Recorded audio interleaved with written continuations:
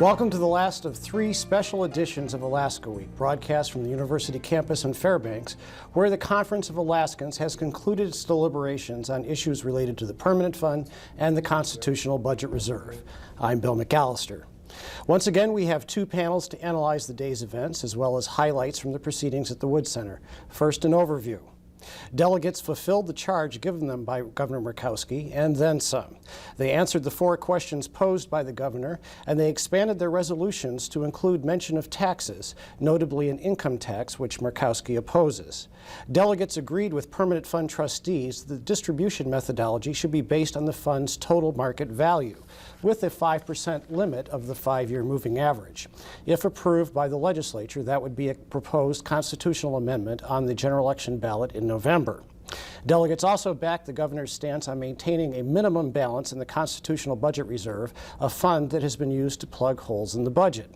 Murkowski has called for a floor of $1 billion in the CBR. The conference did not set a dollar figure for the minimum balance, but said it should be prudent. The other 2 resolutions involved much more controversy. Perhaps the most surprising result was conference support for putting the Permanent Fund dividend into the Constitution. This is sending, I think, the wrong message, because it's saying that, you know, it's me, me, me, me. First, you know, give me my dividend so I can put it in my pocket. I don't care what's going on. I don't care that, you know, we don't have strong schools. And I think that's the wrong message, and I don't believe in that. Without passing this, we're just sanctifying a raid on the permanent fund. We've come here to take some of it for general government from the people's fund. If we don't take that amount and then lock the rest up where the people know they have it, it will be considered a raid by the great majority of Alaska's population, and I tend to agree with them. In a straw poll Wednesday, 69% of delegates said they favored an income tax.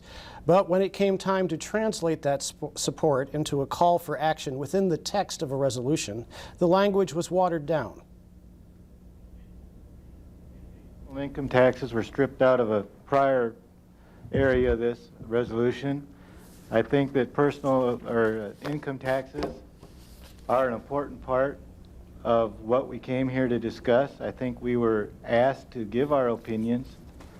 I think that we should keep the income tax wording in the bottom part of this amendment to show that, yes, we are serious about what we came here to talk about, and that, again, is what the majority of this body did support yesterday. We've had a lot of discussion about the importance of the dividend. There's been a lot of emotionalism on that, and appropriately so.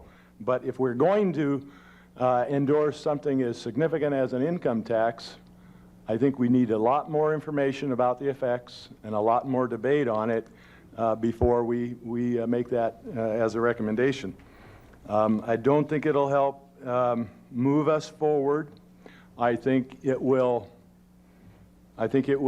make our conference be viewed as kind of a tax and spend bunch of elites. What I see happening here is that we're giving permission to use the fund without really looking to what that leads to. I think we do need to put it in context. And in context, we got to this position because we had no responsibility to pay for essential services.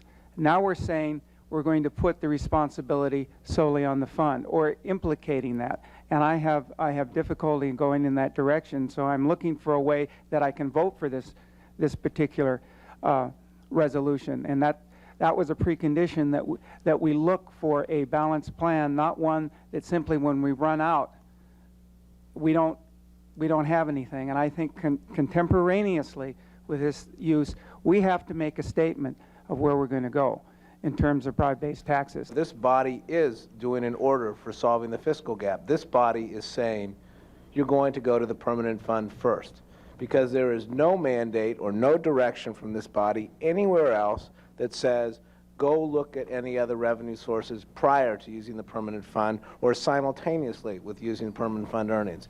And so it is implicit that you're going to the permanent fund first. Now, some of that is because of the nature of the questions that you were asked, but some of it's because, you know, Charlie Curtis said, we need heroes here. And if this body isn't heroic enough to provide some kind of leadership, I don't know how you can throw the ball back down to the legislature and ask the legislature to pick it up and run with it. You need to give us clearer direction than you're giving us here right now. In the end, delegates said the governor and the legislature should use permanent fund money for government after dividends are paid, and they also recommended consideration of an income tax and other revenue measures. Now we're joined by a panel of delegates. Mike Burns of Anchorage was the chairman of the convening committee for the conference and the conference. He's the retired president of Key Bank. Cliff Groh, the city and borough attorney in Sitka, was a legislative aide when the permanent fund dividend was created in 1982. And Margaret Russell of Fairbanks is general manager of Seekins Ford Lincoln Mercury and is chair of the board of the Fairbanks Chamber of Commerce. Thank you for joining us in this special edition of Alaska Week. It's great to be with you, Bill. Great.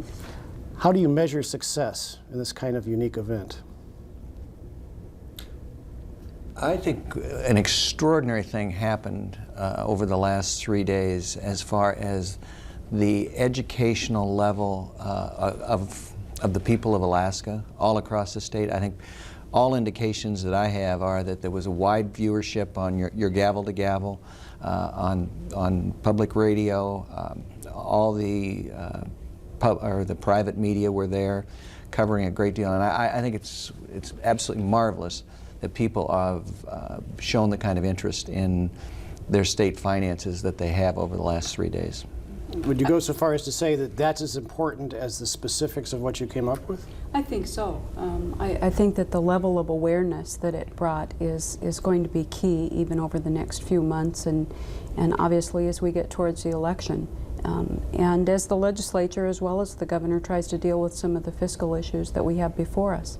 I think it was interesting that the conference came at the same time that some of the budget issues are coming up, and we've heard about education, and there are many things that are affecting each of our communities. And so I think that combined with the conference, as I said, has had keen awareness for everyone involved.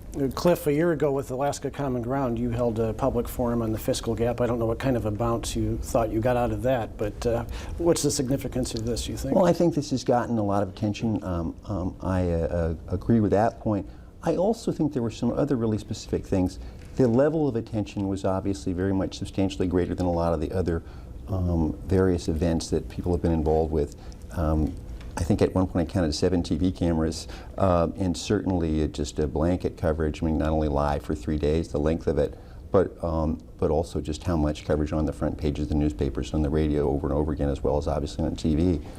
I also thought that this event helped really deepen the understanding of the great fiscal problems the state has, and I think that it both sharpens and reinforces some other changes we've already seen. I thought that were disclosed and shown in that poll reported in the Anchorage Daily News on Monday, in which there was shown to be, at least among super voters, and I think among Alaskans generally, a much greater awareness of the level of the problem, and a greater awareness of the realistic tools that could be used to solve it. I also think that this was interesting in the sense that there, at this conference, decided that it was possible under certain circumstances to use permanent fund earnings, to recommend that the governing legislature consider using permanent fund earnings in the budget, along with a couple of other things. And I think it's fair to say that no one was flatly against using permanent fund earnings under their conditions that they found acceptable. I think those conditions, that people talked about were important, as you pointed out in your opening, Bill, about the putting the existence of the dividend in the Constitution, and it's not now. There's a reference to it, but it's not actually required.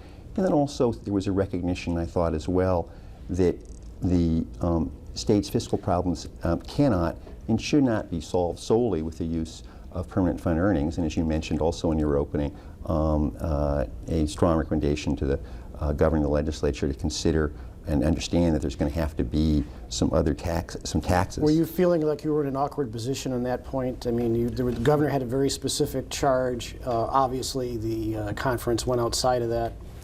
But part of his charge was to pick 55 Alaskans that were a fair representation of the state. And you put 55 Alaskans in a room, and they're going to come up with a lot of, about 54 different answers. But you know, I think one of the real, back on the education thing, I don't want to stress it too much, but you know, we had 3 days of talking mostly about the permanent fund.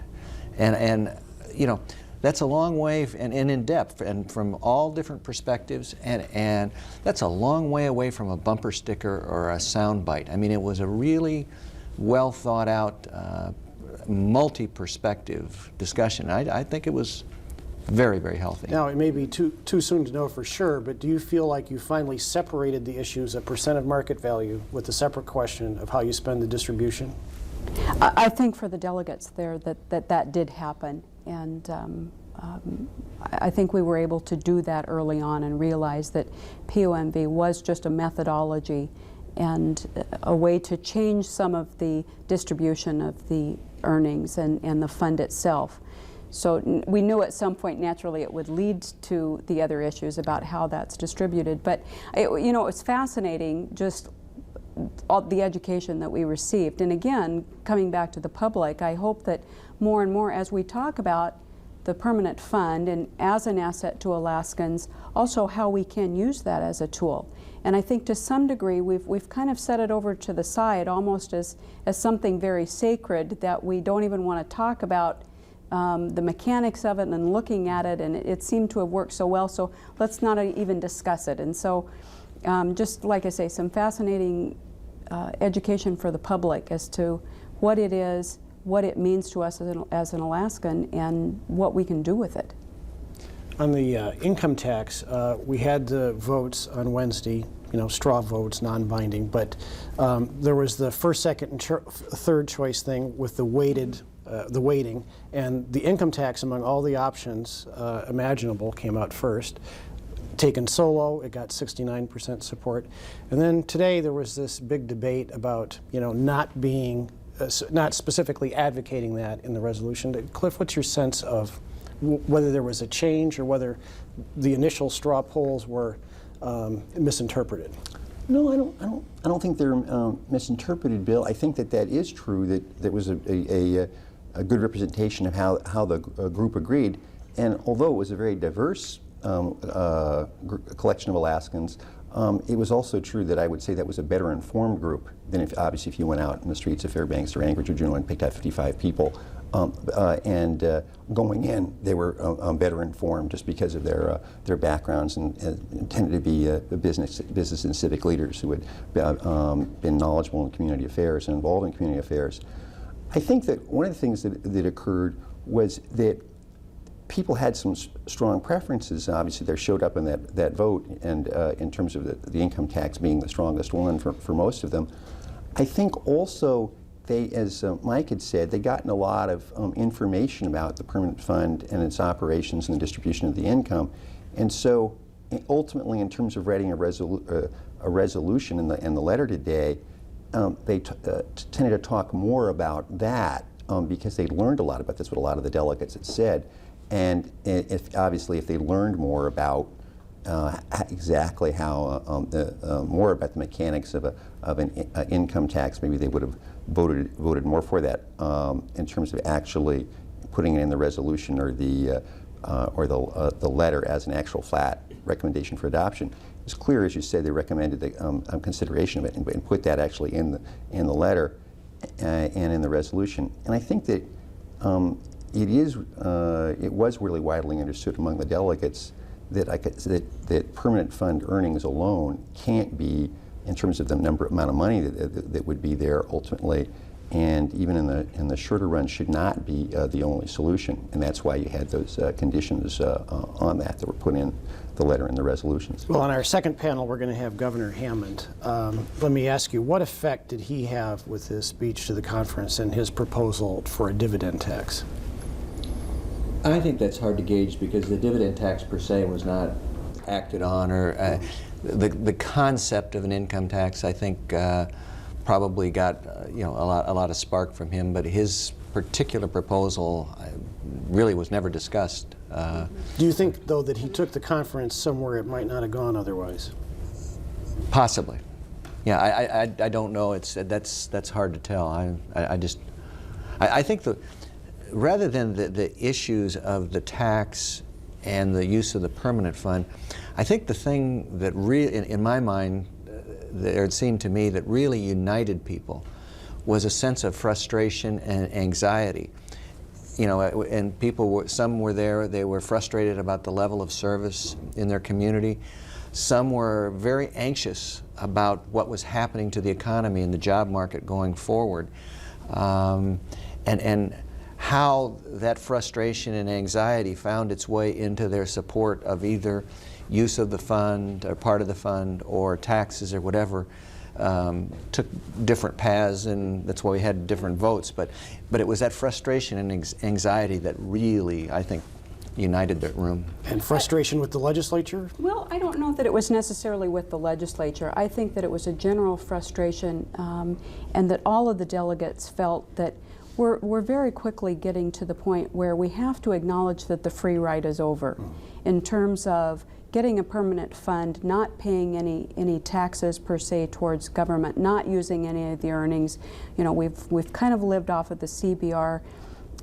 It's worked well, but as I said, kind of the free ride's over. Now the question is how we decide we're going to start filling those gaps. And I think the governor was right, and we've heard it from several different people, that we really don't have a revenue problem, we just have a distribution problem. And at some point, I think as people of Alaskans, that we have to recognize that we've got to just kind of let the purse strings open up a little bit. So that was the sense. There was obviously some disagreement in terms of income tax, permanent fund, revenue, or earnings, at what point we should use which comes first, should they come together. And I think in the end, we've got some very complex issues, and probably those answers will change from day to day depending on oil prices. I mean, that creates huge swings in terms of draws off of the CBR. So you've got this complex problem out there, and yet at the same time it's somewhat simple, but clearly we need to leave that to the legislature. Now, in 1999, when that advisory question was asked in the special election and was rejected by 83%, one thing you heard was, well, you guys have been saying for 10 years, that we're right at the cliff. We don't believe you, because you're the boy who cried wolf. Are we past that point now where you're going to get that reaction to the public, from the public? I think there's a much greater recognition of the nature of the problem. I think that it was shown, like I said, in the Anchorage Daily News poll earlier this week. I think it was shown in the intense interest and focus and coverage on this, and I think the coverage itself tended to make people understand how deep the problems were. And I also think that there is, just after all the efforts, like you mentioned, forums and other activities that have gone over the years, including this one obviously this week, that people are finally understanding just how deep Alaska's problems are. I thought it was very interesting when we had the Murkowski administration and helped bring in some bond experts, from bond rating agencies, credit agencies, or Standard & Poor's, to talk about how Alaska is the only state in the country that doesn't have either a statewide sales tax or statewide income tax, and that it's going to, over the long run, it's going to hurt Alaska's bond rating. And then also, Alaska has, we're number one, the biggest structural deficit in the United States. And those two things are linked? Yeah, they are. And they're both real signs of how deep Alaska's problems are, as Margaret said, and that this really needs to be acted upon, and that the state is just standing over a deep precipice. So let's talk about what comes next. I mean, your duties as delegates have been discharged, but do you need to go out there and sell what you came up with? I hope the delegates will want to stay involved. I think they have developed a very high profile in their communities and their regions, and we put forth this product, and I'm hopeful. A lot of this was brought to the fore by the letter that was written in December from the Associated General Contractors and several organizations, the Resource Development Council, to the governors. We really think the time to act is now. So I think between the delegates and their relationships in their communities, the associations, I think it's time to put all the pressure that we can on the legislature. I think one of the things that, if I can interject, one of the things that we need to do initially is to sell POMV, because many of the assumptions that we made, even in terms of distribution, using those funds for essential services, were based off of the premise of POMV being the methodology for the permanent fund. And that can't happen unless that goes to the people. And quite honestly, I think that's going to be one of the hardest sells that we have. Unless you can separate the, yes, you know, absolutely. the management tool from the spending. So, as Mike said, in our spheres of influence through different organizations and in whatever means we can, if and when this comes as a constitutional amendment to the ballot in November, it's going to be incumbent on all of us to educate our neighbors and our coworkers and our friends that this is good for the fund and it's good for Alaska. Well, putting POMV aside as far as the management of the fund part of it goes, and just talking about new revenue, the Conference of Mayors went to the Capitol and lambasted the legislature for years of inaction, but they didn't name names. The question was asked repeatedly at the news conference, who are you talking about? You're talking about Senator Terrio? Who do you mean? At some point, do you have to bring pressure to bear on specific individuals and call them out? Well, you know, part of how I would answer that is, again, I think each of us needs to look at ourselves as Alaskans. You know, here in Fairbanks, shortly before that happened, less than a year ago, we had a referendum for sales tax here because the municipality didn't feel that they had enough to meet those general services. Now, you know, for various reasons, it didn't pass. And so there's a part of me that says municipalities should have that sales tax ability, and yet we, the people, voted it down and for whatever reason said the timing wasn't right. So from my standpoint, I'm not sure that I really want to point fingers at anything or at a particular group of people. We need to look back to ourselves and figure out, okay, you know, how are we going to pay for our ride? So I'm not sure I'm ready personally to blame the legislature for perhaps some municipality funding. I know that that's part of it, but that's why I say we all need to quit pointing fingers at the legislature, at the administration. I think we just need to look at each of our own areas and what can we do to help move on. Well, you've been running into a brick wall on this for years. Do you have any thoughts about I've worked in this area for more than 20 years. Not to brag or be too embarrassing, this has been one of my main hobbies for the last 10 years. I think that there is substantial movement and improvement in people's understanding about this. I think that one of the problems now is that a number of legislators seem to think it's in their best interest to have a crash. And I think that at some point your suggestion that it has to be pointed out more specifically is a good idea. Some legislators seem to think that would be a good idea to have a crash out of an ideological belief that less government would be better, and so by definition a crash would be good.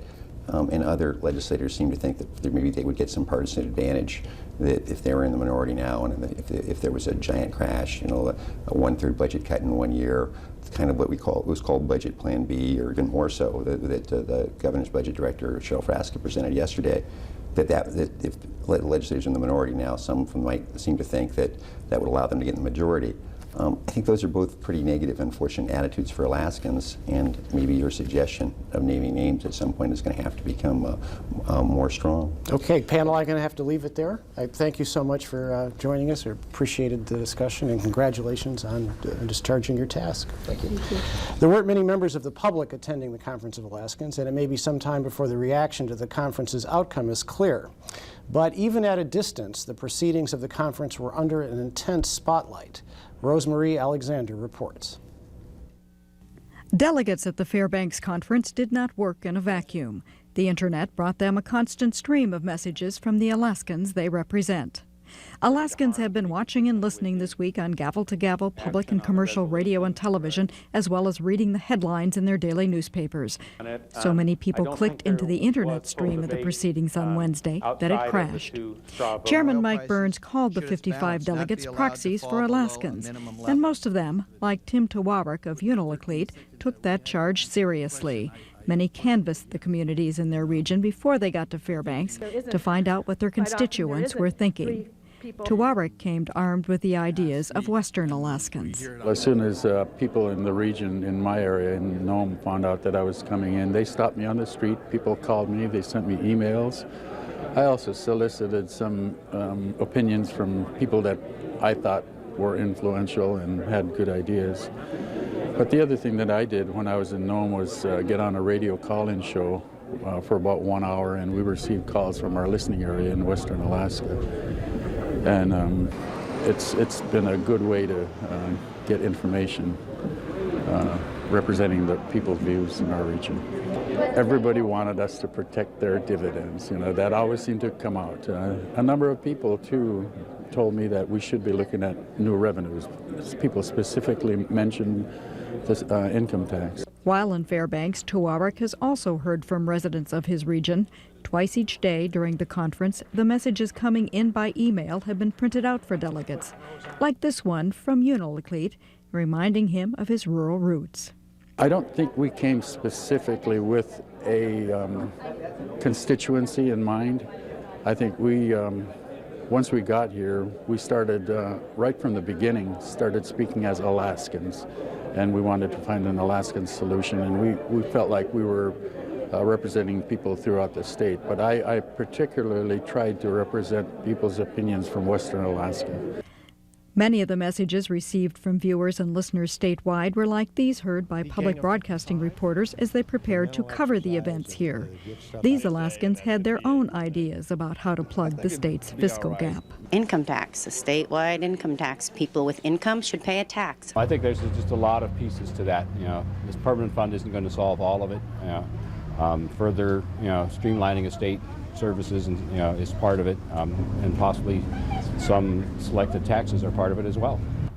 I'd switch to percent of market value for management of distribution from the fund, limit it to 5% withdrawal a year, split that in half, 50-50, half of it going to dividends, half to public services, and I'd institute a small income tax. I think eventually it should probably have to go back to state income tax.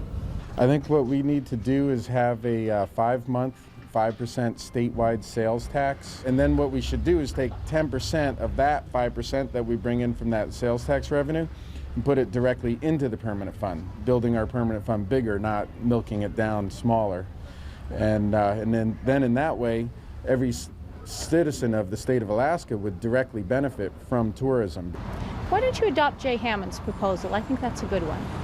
The cry poor is something I don't understand. When you got $26 billion in a bank account, how can a state be poor? The delegates came to the Fairbanks conference to convey such diverse opinions. Now they return to their communities, hoping the legislature will take the work they've done seriously and finally resolve the state's fiscal gap. It'll be the next test on where this whole issue goes. They'll be watching and emailing their legislators just to make sure. For Alaska Week, I'm Rosemarie Alexander. I'm Robert Hannon. Ever since Tuesday, when Governor Murkowski compared the Conference of Alaskans with the Constitutional Convention, delegates say they've labored with an eye towards the future as well as the past. One of those delegates is Mike Navarre from Kenai, who served in the State House for 12 years. He says when the conference concludes, it will be time for lawmakers to set aside partisan politics and take up the burden of history in solving the budget gap.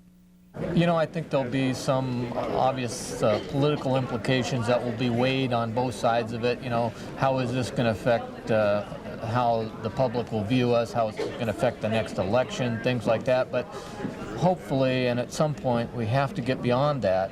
And it's not just delegates who are challenging legislators. When former Governor Jay Hammond recounted his experiences before delegates on Wednesday, he sounded a similar theme. That shattered my first attempt to create a people's portfolio, which recognized the people's joint ownership of their resources and spun off dividends directly into stockholder hands rather than permitting politicians to tap them at whim. Politicians perhaps more intent upon re-election than the well-being of our children and their children's children. And on Tuesday's Alaska Week, historian Terrence Cole pointed out some folks blame legislators for forcing the governor to even call for the Conference of Alaskans.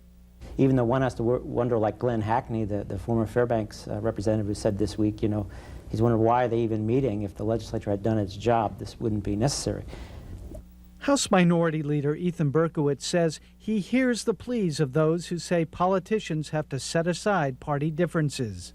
More than half the state isn't a member of either of the major political parties. I frankly don't understand the partisan shenanigans that are visited upon us. I'll fight in a partisan format when I'm cornered, but I'd much rather be doing something to move the state forward and address the issues in a substantive way that really serves the people best.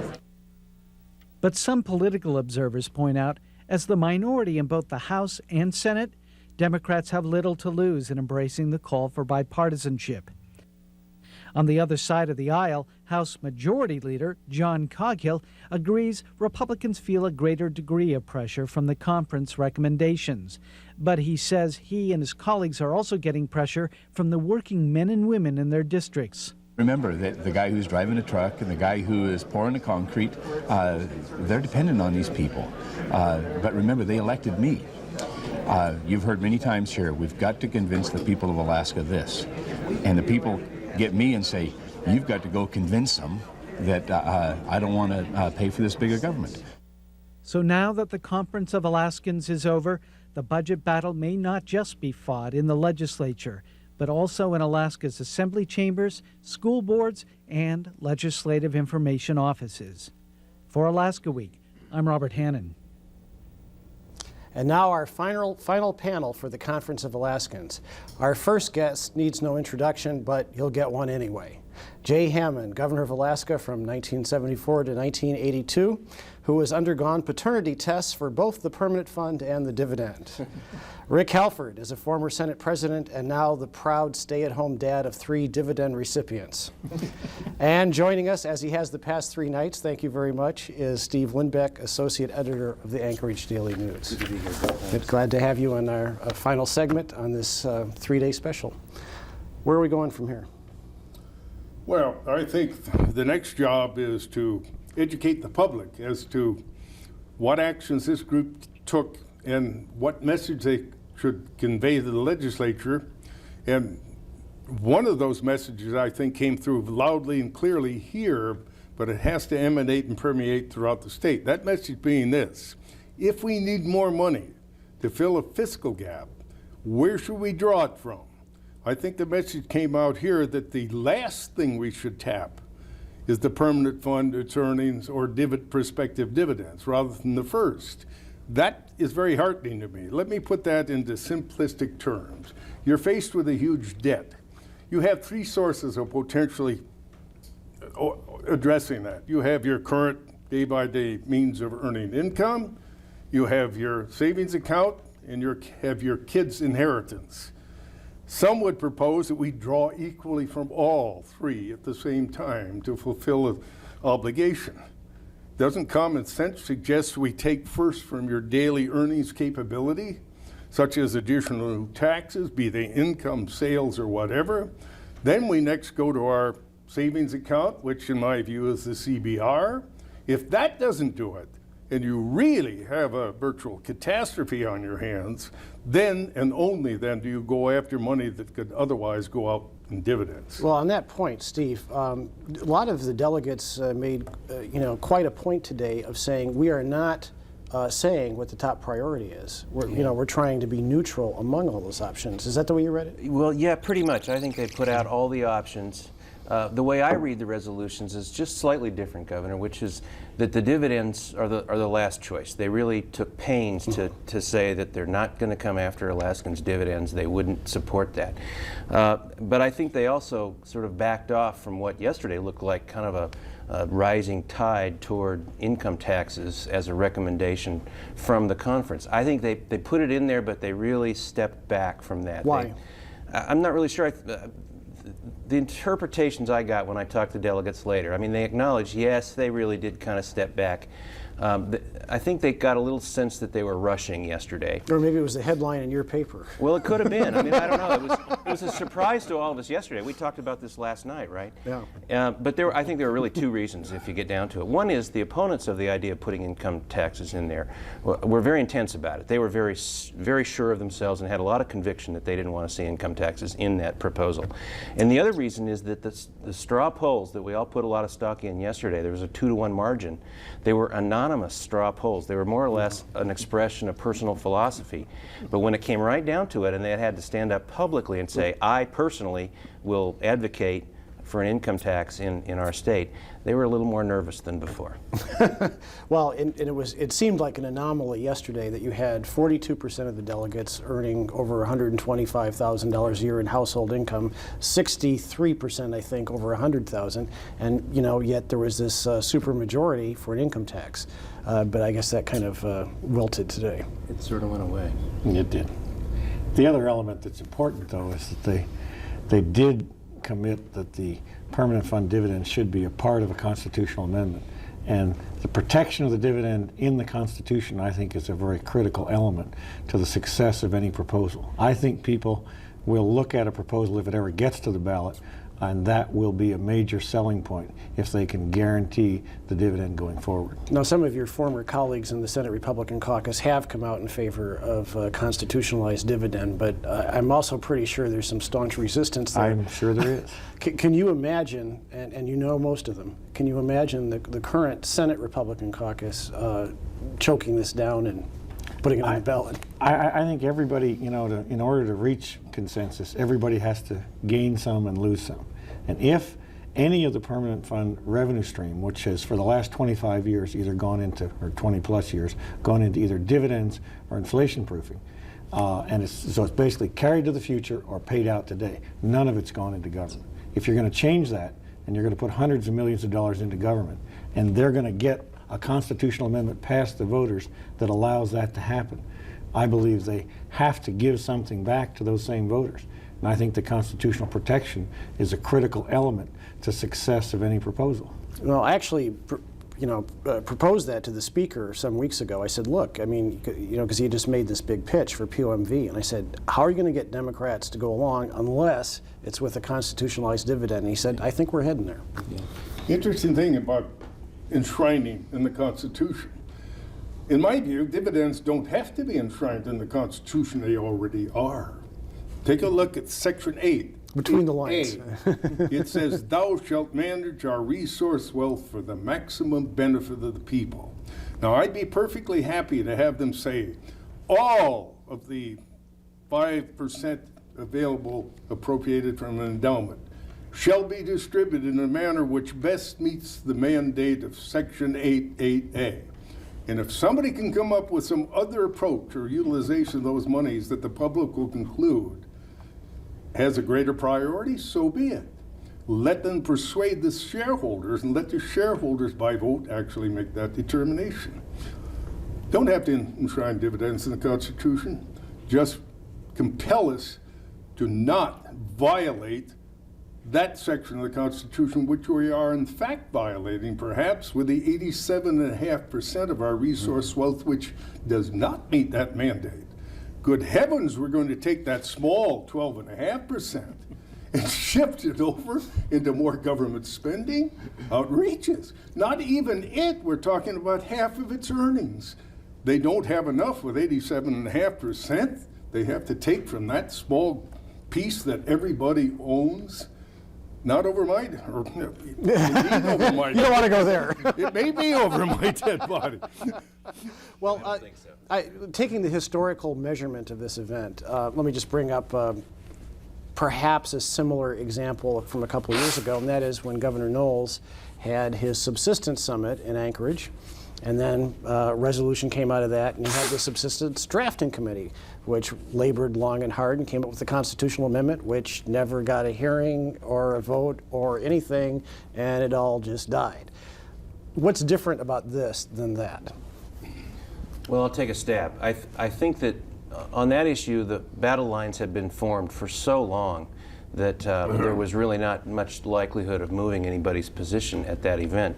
And also on this one, I think the public, even with all the attention on the fiscal gap, and God knows all of us have taken part in forums and educational things through the years, there still is a great disconnect. So this event had a very important educational function.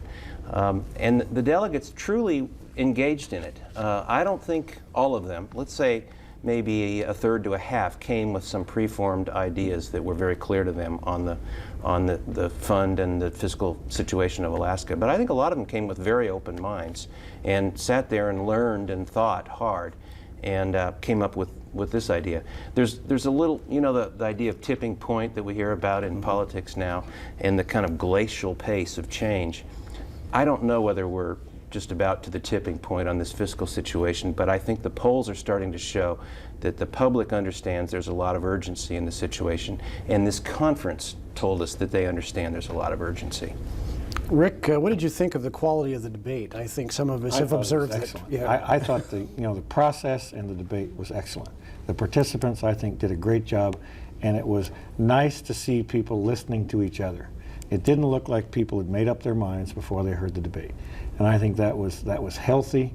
It was good debate. There was a lot of respect shown to each other, even when they came from totally opposite perspectives on the issue. So I think that was a very good example of the process. And certainly no retroactive disrespect to you, but why don't we hear more of that in the legislature? Well, I think the issues are much more closely defined, and you really have to, produce a product. This is still an advisory vote. It's still it's advice to a body that's going to go down there and take the blame for whatever happens. And we have had, for 15 years, we've had studies and working groups and consideration of fiscal gaps and soft landings and all kinds of other terminology. We do get closer and closer to the point where we have to do something, and we're pretty close to that point. But I think the ultimate question is, will everyone give a little to get a little? You need some kind of a solution. I think this is a good time if everyone will give a little to get a little. And I think the bottom line is that if the advocates and the recipients of the dividends, the people on the outside of the system, get some kind of constitutional guarantee that it's not going to be just the first bite, that this is going to be the deal and it's going to be carried forward and protected in the Constitution, I think they may be willing to go forward. And you gain inflation proofing, you gain a dividend security, and yes, you lose a little bit into the process to go through government. I don't think it's a bad deal if it works out that way, but everybody has to be willing to give a little. Now, you may have heard me ask Mike Burns, do the delegates need to stay engaged? Do they need to go out there and sell it? He basically said yes. Whose court is the ball in?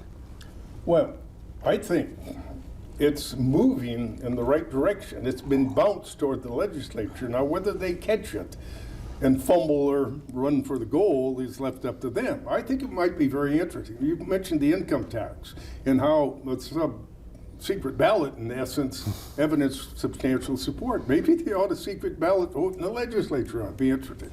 But you mentioned they also do that the quality actually behind of closed debate. doors in caucus. It was enormously frustrating to me in this regard.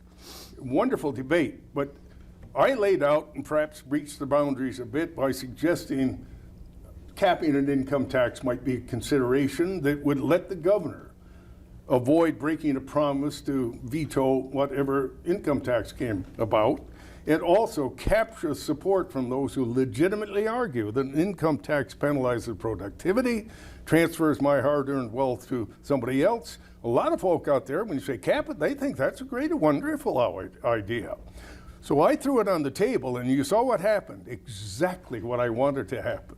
It suddenly generated, oh my goodness, there's all sorts of reasons you can't do that. Of course they're correct. So I would have loved to dramatize my true position on this by putting it out on the floor and demanding a vote on how many of you agree we ought to cap the income tax and urging all to vote no. Why? Because obviously an uncapped income tax is far preferable. But do you think the big boys would permit that to happen in the legislature? Of course not. Now, was I worried about the cap? staying on and doing all these horrible things that Budget and Audit said would happen in a few years, reversing what originally had been a progressively graduated dividend tax. Suddenly, in a few years, it would go backward. Do you think for a moment Alaskans are too dumb to realize that, wait a minute, I'm now paying an average of $500 out of my $2,200 dividend. If we remove that cap, I'll pay no more than that. Hey, isn't that better than having the percentage of your federal tax cranked up? Of course, that cap would come off, as I said, like the cap off a bottle of Bud in a ballpark. That's my nomination for the best line of the week.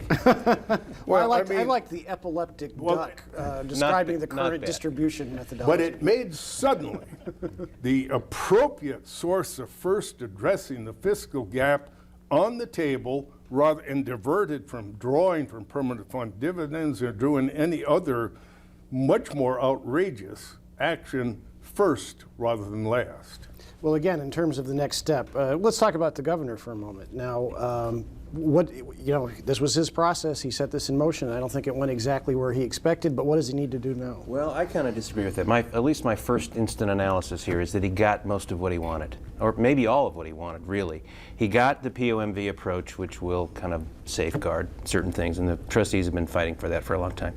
He got, first in line here is to use permanent fund earnings after the dividends have been guaranteed.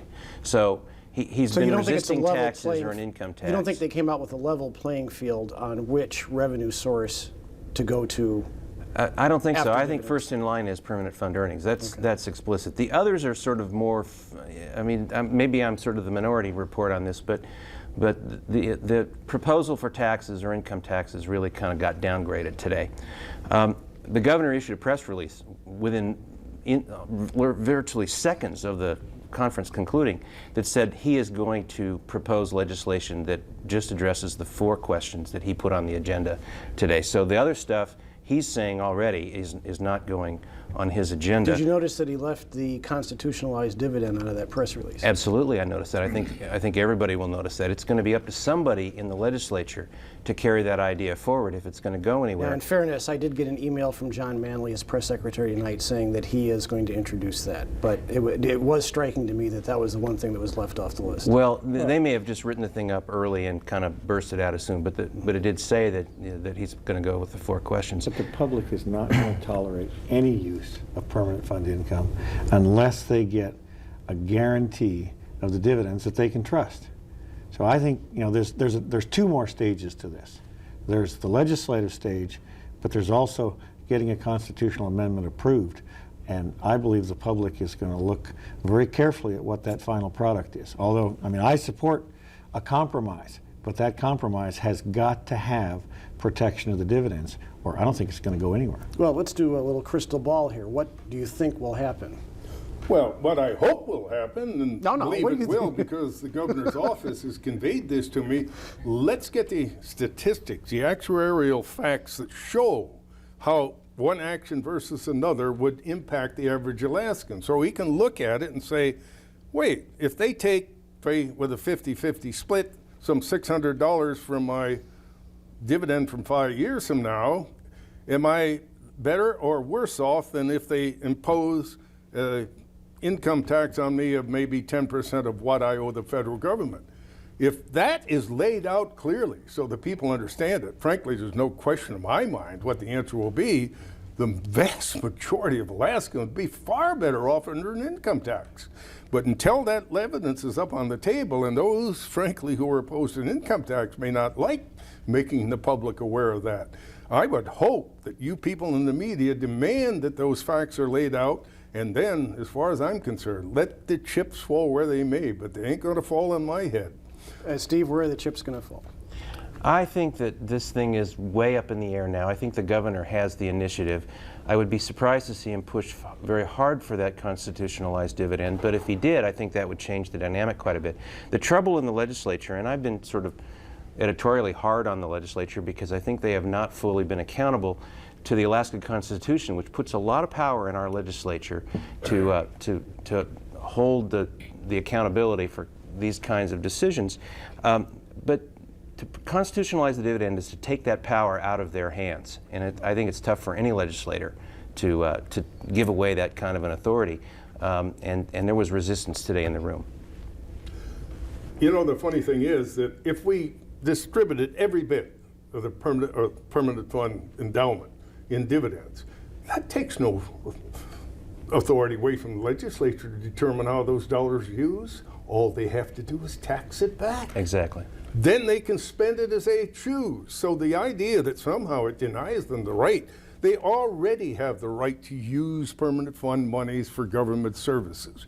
You just have to draw it back through the straw of taxpayer scrutiny rather than bail it out with buckets without anybody looking over your shoulder. Rick, what did you think of Senator Stevens' speech where he said that it was the only time that he spoke to a substantive point during the 3 days? Of course, he was ex officio, but he said, you know, look at the statement you're making all across the country to the, you know, the credit rating agencies. What are you saying to Congress? That we're going to give ourselves cash first, and then we're going to let you subsidize, you know, our budget? How do you respond to that? Well, those of us who spent a long time looking at it consider the permanent fund system to be not a part of core government. It is the ownership of Alaska's resources.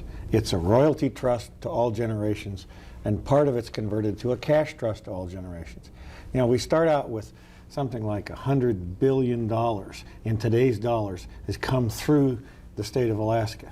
We spent $80 billion of it on a population that's averaged less than 500,000 people in a 22-year period. We saved a quarter of it, a quarter of the remainder after you add interest back. We saved about $12 billion and added interest back to get to where we are today. So now that we've spent all of that on all those priorities that the legislature and the executive branch have got to decide, and we're going to go back to the people for the small portion of their endowment that we have converted to cash, that we now give them in the most equitable way possible. Equality is a strange one because it's not progressive enough for some and it's not regressive enough for others. It's just equal. It's just right. We got to leave it there, gentlemen. Thank you so much for coming on this special edition of Alaska Week. And finally, Robert Hannon took a look at the atmosphere in the Fairbanks campus while the Conference of Alaskans was underway. It was the opposite of the eye of the storm. While inside Woods Center, delegates earnestly argued their questions. Outside, University of Alaska Fairbanks students quietly went to classes and libraries, largely oblivious to the conference. Peter Morris says he was surprised Tuesday to find Governor Murkowski in Woods Center surrounded by media and delegates. I was a little interested. I asked around a little bit, and no one seemed to know much about it. And today I asked a little more, and they said they were doing a convention on deciding what they were going to do with a permanent fund. Linguistics major Caressa Borer was also surprised by the conference on Tuesday, but quickly grew passionate about the issues, especially school funding. I read about tax cuts that they're making, like there's going to be no more hockey programs in the high schools. They cut like the school budget, like millions of dollars, when we still have no state tax. I mean, they could impose, you know, like 5% state tax. Not that I'm for state tax, but I mean, to take away hockey from high school students because the government doesn't really know how to use the funds. I think it's a matter of self-discipline. Like the government, you know, there's all this money. It's just calling to them, spend me, you know. But I think the responsible thing to do as representatives of the people would be to like protect that fund and not dip into it. And while Greta Thomas was too shy to talk to us, she says she wants to protect the fund for her daughter, Star Ann. For Alaska Week, I'm Robert Hannon. That concludes our special 3-day coverage of the Conference of Alaskans, but there's more permanent fund programming on the way. With our regularly scheduled broadcast of Alaska Week, we proudly present the 6th and final chapter of our documentary on the Permanent Fund, In Trust for Us. You can see it Friday at 8 p.m. on Alaska One stations, 6:30 and 9:30 Friday on Gavel to Gavel, 9:30 on ARCS, and on Saturday at 4:30 on KAKM, with an encore presentation on Alaska One at 11:30 a.m. Sunday. Please join us. I'm Bill McAllister.